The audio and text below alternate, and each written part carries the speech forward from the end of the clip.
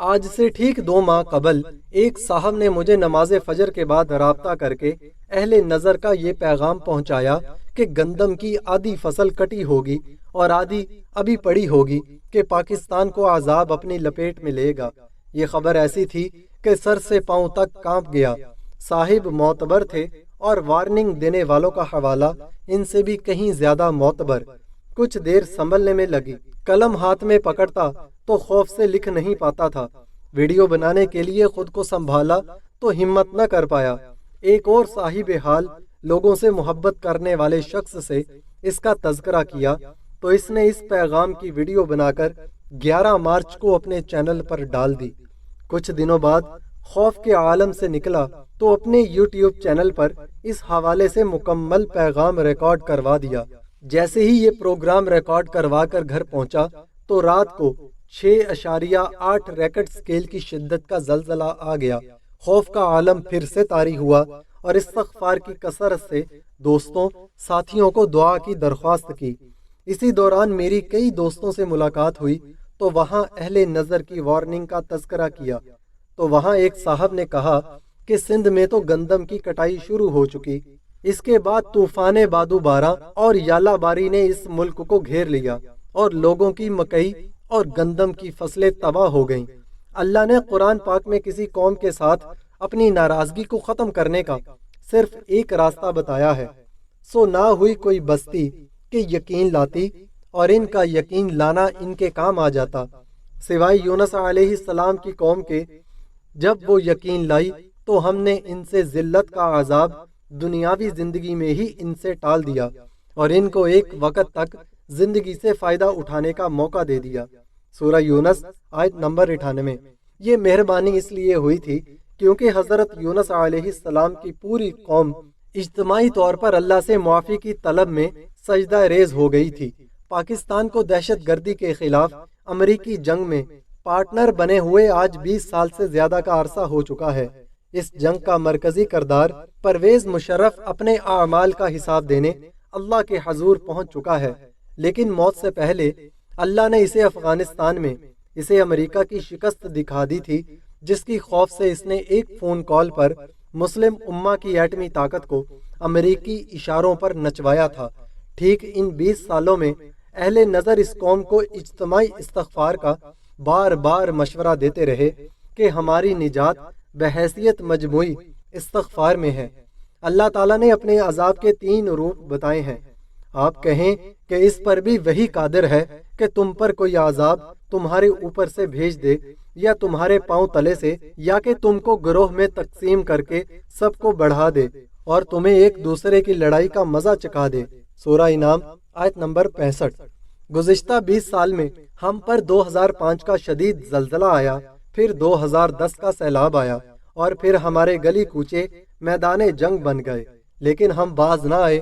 جتنے لوگ اس جنگ میں ہمارے ہاں جاں بحق ہوئے، اس کا عشر اشیر بھی کسی اور ملک میں نہیں مارے گئے۔ اکثر لوگ یہ سوال کرتے ہیں کہ 57 اسلامی ملک ہیں تو پھر یہ عذاب پاکستان پر ہی کیوں آتا ہے؟ ہم ہی اللہ کے غضب کا شکار کیوں ہوتے ہیں؟ اس کی وجہ وہ وعدہ خلافی ہے جو ہم گزشتہ 75 سال سے کر رہے ہیں۔ 57 اسلامی ممالک میں کوئی ایک بھی ایسا ملک نہیں ہے جو اس وعدے پر قائم ہوا ہو کہ یہ صرف مسلمانوں کا ملک ہے اور یہاں اللہ کی حاکمیت کا پرچم شریعت کی صورت لہرائے گا۔ باقی تمام مسلمان ممالک رنگ، نسل، زبان اور علاقے کی بنیاد پر دنیا کے نقشے پر ابھرے۔ اللہ تعالیٰ نے ایک اصول قرآن پاک میں کھول کر بتا دیا ہے کہ اسے اس بات سے کوئی غرض نہیں کہ آپ اسے مانو یا اس کا انکار کر دو، لیکن اگر آپ اسے مالک کائنات اور فرما روا مانتے ہو تو پھر اس کا حکم ہر معاملے میں ماننا ہوگا۔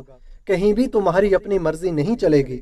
اگر تم نے کچھ احکامات کو مانا اور کچھ سے انکار کیا تو کیا تم اللہ کے بعض احکامات کو مانتے ہو اور بعض سے انکار کرتے ہو؟ تو جو تم میں ایسا کرے اس کا بدلہ دنیاوی زندگی میں ذلت و رسوائی کے سوا کیا ہے، اور قیامت کے دن انہیں شدید ترین عذاب کی طرف لوٹایا جائے گا۔ سورہ بقرہ آیت نمبر 86۔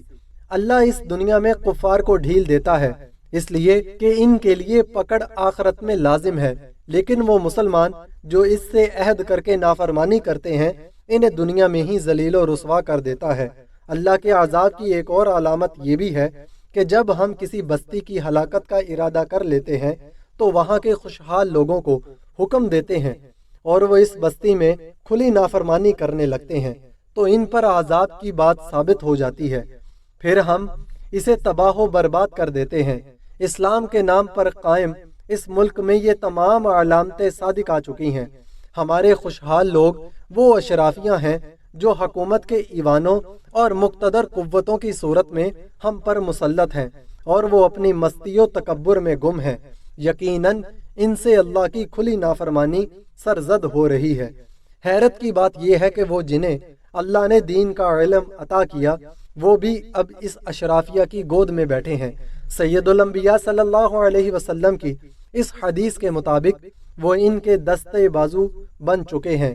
آپ صلی اللہ علیہ وسلم نے فرمایا، جلد ہی لوگوں پر ایسا زمانہ آئے گا کہ اسلام کا صرف نام باقی رہ جائے گا اور قرآن صرف رسم کے طور پر استعمال ہوگا۔ ان کی مساجد بظاہر آباد ہوں گی مگر ہدایت کے اعتبار سے خراب ہوں گی، اور ان کے علماء آسمان کے نیچے بدترین مخلوق ہوں گے۔ فتنے انہی سے نکلیں گے اور انہی میں لوٹا دیے جائیں گے۔ مشکات کتاب العلم۔ ہم ایک حالت عذاب میں تو ہیں مگر سنبھلنے کی کوئی ترکیب نظر نہیں آ رہی، لیکن ڈر صرف اس بات کا ہے کہ کہیں ہم پر وعدہ خلافی کا ویسا عذاب نازل نہ ہو جائے جیسا 2 دفعہ بنی اسرائیل پر نازل ہوا تھا۔ تو ہم نے بھیجے تم پر اپنے بندے لڑائی والے سخت، تو وہ گھس گئے گھروں کے اندر، اور جب دوسرے وعدے کا وقت آیا تو ایسے لوگ بھیجے جو بگاڑ دیں تمہارے چہرے اور داخل ہو جائیں مسجد میں جیسے پہلی بار داخل ہوئے تھے، اور ویران کر دیں جہاں غالب پائیں پوری طرح ویران۔ بظاہر پہلا حملہ بابل کے حکمران بخت نصر نے کیا تھا اور دوسرا حملہ رومی جرنیل ٹائٹس کا تھا، مگر اللہ فرماتا ہے میں نے انہیں تم پر عذاب صورت بھیجا تھا۔ رسول اکرم صلی اللہ علیہ وسلم نے فرمایا، تم لوگ پہلی امتوں یہود و نصارہ کے طریقوں کی قدم بقدم پیروی کرو گے، یہاں تک کہ اگر وہ لوگ کسی صحنہ کے سوراخ میں داخل ہوئے تو تم بھی اس میں داخل ہوگے۔ صحیح بخاری۔ قوموں پر عذاب ان کے اندر پہلے آپس کی لڑائی سے آتا ہے اور پھر ان پر دوسری قوموں کو مسلط کر دیا جاتا ہے۔ اگر ہم بنی اسرائیل کی پیروی میں اللہ سے غافل ہیں تو کیا ہم پر کسی ظلم کو مسلط نہیں کیا جائے گا؟ اللہ کا دستور ہے جو پہلے لوگوں پر گزر چکا ہے، اور تم ہرگز اللہ کے دستور میں تبدیلی نہیں پاؤ گے۔ ناظرین گرامی، ہماری کوشش ہوتی ہے کہ ہم اسی طرح کی اچھی ویڈیوز آپ کو دکھاتے اور سناتے رہیں۔ اگر یہ ویڈیو آپ کو اچھی لگے تو ویڈیو کو لائک کریں، چینل کو سبسکرائب کریں تاکہ ہماری کاوش اسی طرح جاری رہے۔